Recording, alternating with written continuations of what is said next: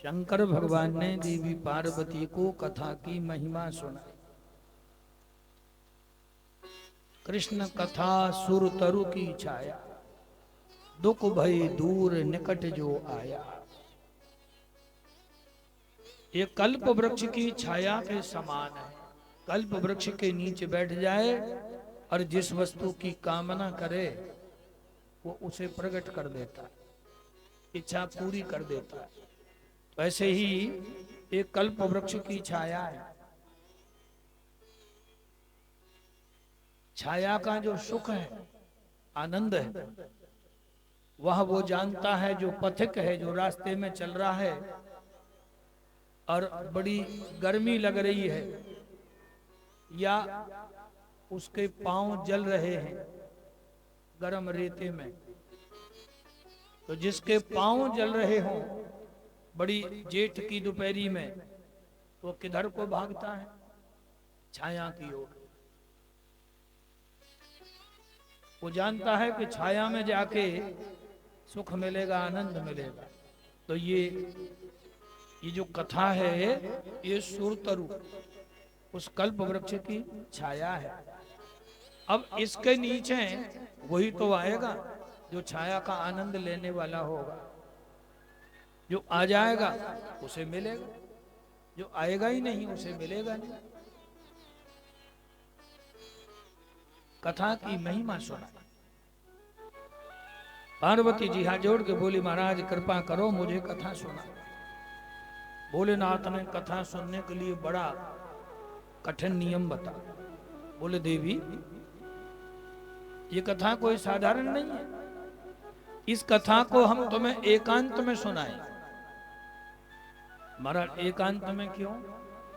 कथा में तो जितनी भीड़ आ जाए उतना ही बढ़िया है। तो भोलेनाथ बोले देवी जो इस कथा को सुन लेंगे वो जन्म और मरण के चक्र से मुक्त हो जाए। तो हमारे कारण जगत में जितने जीव प्रकट हुए हैं 84 लाख योनियों में, ये सब मरण धर्मा है। जिसे देह मिला है, शरीर मिला है, एक न एक दिन छूट जाना है। परंतु जो कथा सुन लेंगे वो जन्म और मरण के झंझट से मुक्त हो जाए। तो हमारे कारण ब्रह्मा की सृष्टि में कोई व्यवधान न पड़े, तो इसलिए हम तुम्हें कथा एकांत में सुनाना चाहते। पार्वती जी बोली ठीक है महाराज एकांत में सुना।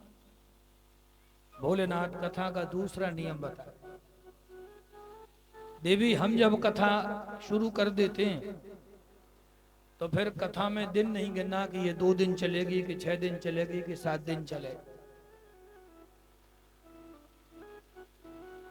और टाइम नहीं देखना कि 2 घंटे हो गए कि 4 घंटे हो गए। बोले देवी कथा इतनी विस्तार पूर्वक है कि हम तुम्हें 24 घंटे कथा सुनाए।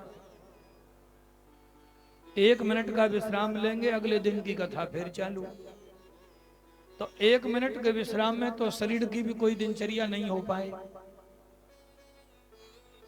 एक कथा तो स्वयं पावन बनाने वाली है। पावन स्नान से बने ना बने, लेकिन कथा भीतर से बना देती।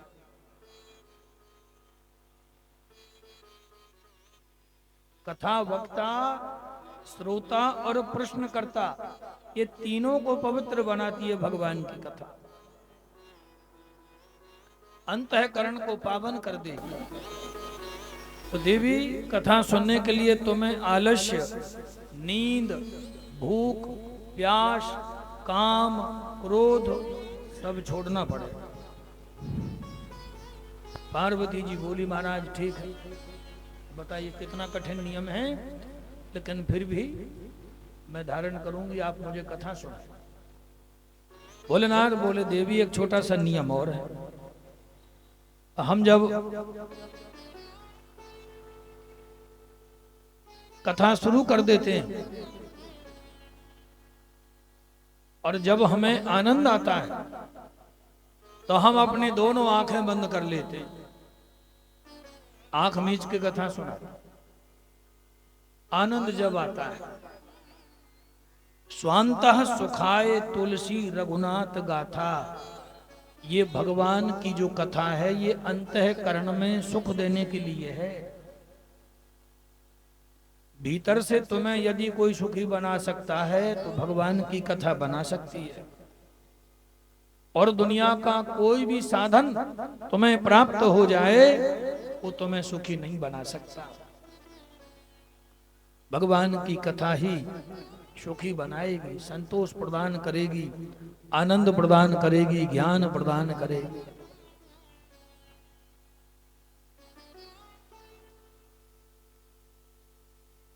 तो भोले बाबा बोले देवी अब हम जब कथा सुनाने बैठ जाते हैं और कथा में कभी कभी विघ्न डालने के लिए नींद बड़ी प्यारी आती है। अब मान लो हम आंख मीच के कथा सुनाने लगे और तुम्हें नींद आ गई तो हमें कैसे पता लगेगी कि तुम सो रही हो कि कथा सुन रही। पार्वती बोली महाराज अब कथा सुनाना, मैं बीच बीच में हुंकारा भरूंगी, मैं हाँ जी बोलती रहूं। बोले बाबा बोले हाँ देवी ये ठीक रहे, तुम हुंकारा भरना और मैं तुम्हें कथा सुनाऊंगा। तुम्हारी हुंकारे की आवाज जहां बंद हो जाएगी मैं अपनी कथा बंद कर लूंगा। ठीक है महाराज। देवी पार्वती जी को कथा सुनाने के लिए भगवान शिव अमरनाथ गुफा में पहुंचते हैं, उत्तराखंड। वहां पहुंच गए। भोलेनाथ बोले देवी ये जगह बहुत बेहतरीन है, यहीं आपको कथा सुनाई जाए। पार्वती जी बोली ठीक है महाराज। तो भोले बाबा ने शंख बजाया, भेरी बजाई, तो गुफा में जितने पक्षी थे सब उड़ गए। परंतु उसी गुफा के अंदर गौलोक धाम में जहां नित्य निवास श्री राधा कृष्ण का है, तो श्री राधा जी का लीला शुक है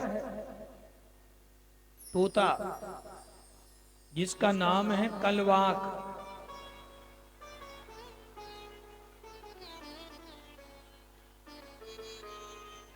ये तोते का नाम भी हमें अभी मालूम पड़ा है, पहले मालूम नहीं था।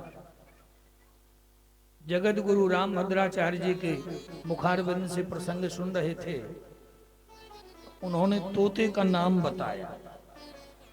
जल्दी से ग्रंथ में नहीं लिखा है, हर किताब में नहीं। तो तोते का नाम है कलवाक। ये राधा जी का बड़ा प्रिय तोता था, पालतू था। श्री राधा जी अपने मन के विचार, अपने मन के भाव इसे बताती थी। तो एक दिन राधा जी ने श्री कृष्ण के विरह का एक श्लोक गाया और कलवाक से कहा कि तुम इसे श्री कृष्ण को मत सुनाना। राधा जी ने मना किया, लेकिन कलवाक भूल गया और अगले दिन वही राधा जी के भाव प्रिय, परिपूर्ण प्रिय वही श्लोक श्री कृष्ण के सामने सुना दिया। श्लोक सुनकर के श्री कृष्ण बेहोश हो गए। जब श्री कृष्ण बेहोश हो गए और श्री राधा जी को पता चली तो जैसे तैसे जल के छींटे लगाए, पंखे से हवा हिलाई, श्री कृष्ण को होश आया। राधा जी को गुस्सा आ गया, बोले मैंने मना किया कि ये बात श्री कृष्ण को मत बताना और तुमने बताया। तो ये उस समय पिंजड़े में बंद था, श्री राधा जी ने इसे पिंजड़े में से मुक्त कर दिया। जैसे ये मुक्त हुआ तो इसने अपने प्राण छोड़ दिए। वही तोता अंडज योनि में आया इसी धरती पर। श्री राधा जी ने कह भी दिया कि अब तो मृत्यु लोक में जाओ। ये मृत्यु लोक में आया। तोती ने अंडे को जन्म दिया, ऊंची जगह रखा था। शंख की आवाज जब हुई तो तोती उड़ के चली गई। अचानक तेज हवा चल रही थी, झोंकेदार सो अंडा ऊपर से नीचे गिरा, गिर के फूट गया। आधा घंटे बाद भोलेनाथ देवी पार्वती जी को लेकर उसी अमरनाथ गुफा में पहुंच गए। पार्वती जी बोली, महाराज बढ़िया जगह है, आप मुझे यही कथा सुना। महादेव ने अपना आसन बाघंबर बिछा लिया। पार्वती जी आसन लेके सामने बैठी, भगवान का ध्यान किया और कथा प्रारंभ कर दी। वहां अंडा पीछे, आसन के पीछे फूटा पड़ा था। कथा सुनाते सुनाते पहला दिन पूर्ण हुआ तो अंडा फूटा हुआ अपने आप साबित हो गया, जुड़ गया। दूसरे दिन की कथा प्रसंग किया, उस अंडे में प्राण आ गए। तीसरे दिन की कथा संपन्न हुई, वह अंडा पक गया। चौथे दिन की कथा में वह अंडा फूट गया, छोटा सा तोते का बच्चा प्रकट हो गया। तोते का बच्चा प्रकट हुआ। पंचम दिवस की कथा सुनी, छठवें दिवस की कथा का प्रसंग चल रहा था। ऐसा भाव है कि 10 स्कंद पूरे सुन लिए, 11वें स्कंद में प्रवेश हुआ। तो उधर जब श्री कृष्ण ने उद्धव जी को भेजा ब्रज में गोपियों को समझाने के लिए, नंद बाबा मैया यशोदा की राजी खुशी लेने के लिए, ब्रजवालाओं की राजी खुशी लेने के लिए उद्धव जी जब आए तो यहाँ ब्रह्म ज्ञान की चर्चा जब गोपियों के सामने करने लगे तो इसी प्रसंग में देवी पार्वती को नींद आने लगी। पार्वती सामने बैठी है, श्रोता बनी, और तोते का बच्चा पीछे बैठा है, कथा सुन रहा है। पार्वती जी को नींद आई, रुचि भंग हो गई। देवी पार्वती जी की हाजी हाजी बोलना बंद हुई तो तोते ने हुंकारा भरना शुरू कर दिया, हाजी हाजी बोलना शुरू कर दिया। अब तोता हुंकारी दे रहा है और देवी पार्वती सो गई और भोले बाबा कथा सुनाते रहे। जब कथा संपन्न हुई, कथा समाप्ति के बाद भोले बाबा ने जयकारो दियो, बोलिए आनंद कंद भगवान की जय हो।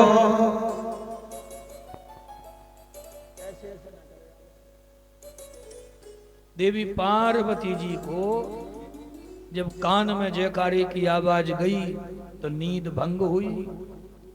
पार्वती हाथ जोड़ के बोली, महाराज इस कथा के बाद फिर आगे क्या हुआ? तो भोले बाबा बोले, देवी कथा ही पूरी हो गई। पार्वती जी बोली, महाराज बड़ी जल्दी, इसके बाद तो मैंने कथा ही नहीं सुनी। भोलेनाथ बोले, देवी इस कथा के बाद तो बहुत सारी कथाएं रह गई थी, तो तुमने कथा नहीं सुनी, क्या बात? बोले, महाराज न जाने कहां भयो, नींद का झटका आ गया। तो देवी हुंकारी किसने दी? अब पार्वती सामने बैठी, तोते का बच्चा दिखाई नहीं पड़ा। भोलेनाथ को लगा कि यहां कोई तो है। इधर उधर देखा तो तोते का बच्चा बैठा था। भोले बाबा समझ गए इसने पूरी कथा सुनी है।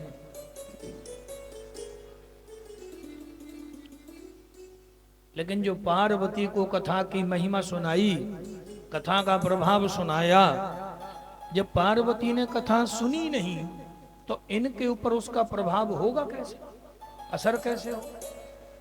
बोले, इस कथा का असर तो तोते के बच्चे के ऊपर होगा जिसने कथा पूरी सुनी।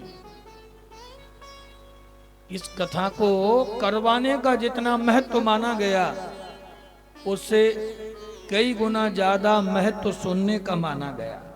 ये श्रवण यज्ञ है, ये ज्ञान यज्ञ है, इसे सुनो।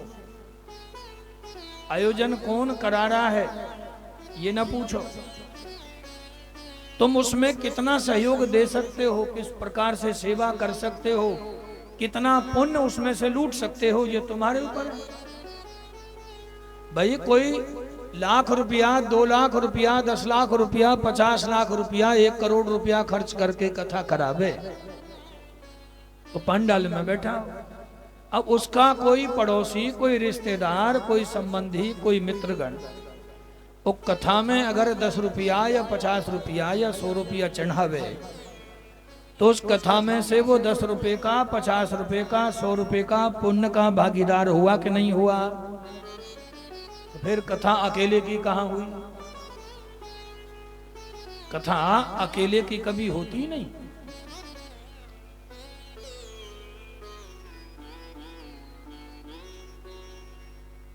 इसलिए इस कथा को सुनो, इसकी सुनने की बड़ी महिमा है। कराने की जितनी महिमा है वो तो है ही है, इसकी सुनने की बड़ी भारी महिमा है। आयोजन किया गया पार्वती के लिए और कथा सुनी तोते के बच्चे। भोलेनाथ समझ गए, भोले बाबा ने तोते की परीक्षा लेने के लिए जैसे ही त्रिशूल उठाया, अब तो डर के मारे तोते का बच्चा उड़ता उड़ता समयाप्रास नामक स्थान पर पहुंच गया, जहां भगवान वेदव्यास जी की कुटिया है, आश्रम है। विशालापुरी में समयाप्रास नामक जगह है, बद्रीनाथ से 1.5-2 किलोमीटर आगे। भारत का इधर से जाएंगे तो सबसे लास्ट का गांव है माणा, और उधर से घुसेंगे तो भारत का पहला गांव है माणा। वहीं से सरस्वती नदी का उद्गम स्थान है। इनकी धर्म पत्नी विटुका देवी, दूसरा नाम है चेटकी, ये जाबाली मुनि की कन्या है, वेदव्यास जी की धर्म पत्नी। स्नान करने के बाद भगवान सूर्य नारायण को अर्घ देने पात्र हाथ में लेके बाहर आए। सूर्य नारायण की ओर मुंह करके मंत्र बोल रही थी। अब जैसे ही मंत्र बोलने के लिए मुंह फाड़ा, मुंह खोला, तो तोते का बच्चा उड़ता उड़ता आया और मुखद्वार से उदर में प्रवेश कर गया। भोले बाबा पीछे से आई रहे थे, सो द्वार पर पहुंचे, कुंडा खटखटाया। श्री कृष्ण द्वैपायन वेदव्यास जी बाहर निकले।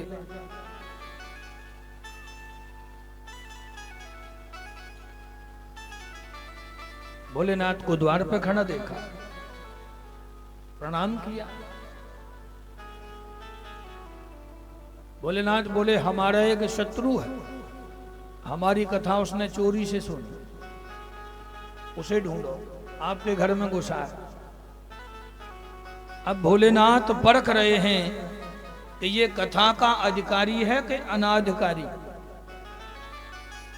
अनाधिकारी के हाथ में कोई कीमती चीज चली जाए तो उसका दुरुपयोग करना शुरू कर देते हैं लोग।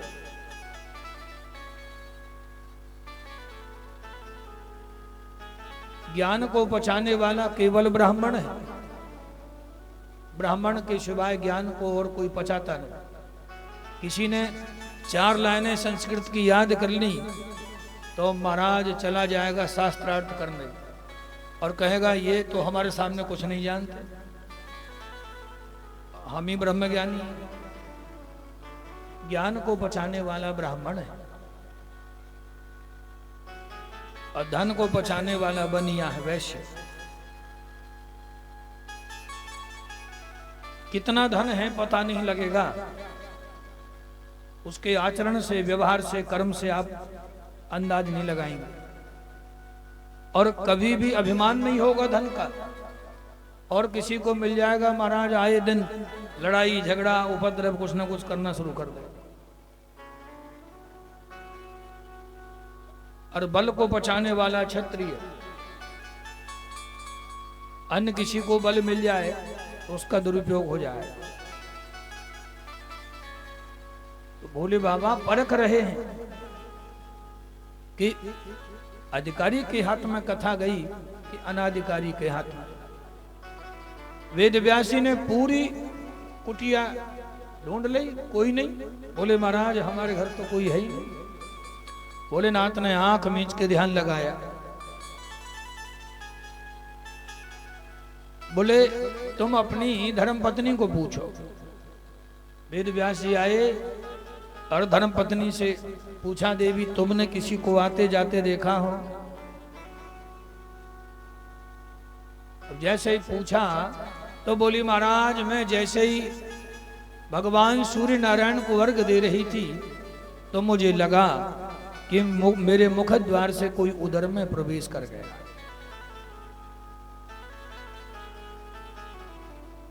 आकर के भोले बाबा को जब सूचना दी, भोलेनाथ समझ गए कि इस समय ये बालक मातृगर्भ में बैठा है, इसकी हत्या करना जघन्य पाप है। तो भोले बाबा वहां से लौट के चले आए। देवी पार्वती से कहा कि देवी हमने तुम्हें पहले समझाया था कि जब तक भगवान की कृपा ना होवे तब तक आप कथा सुन नहीं सकते, भले ही आप कथा पांडाल में बैठे हों। तमाम उपद्रव पैदा हो जाते हैं, तमाम विघ्न बाधाएं पैदा हो जाती हैं। जब भगवान की अनंत कृपा हो जाती है तब भक्त को भगवान की कथा सुनने को प्राप्त होती है।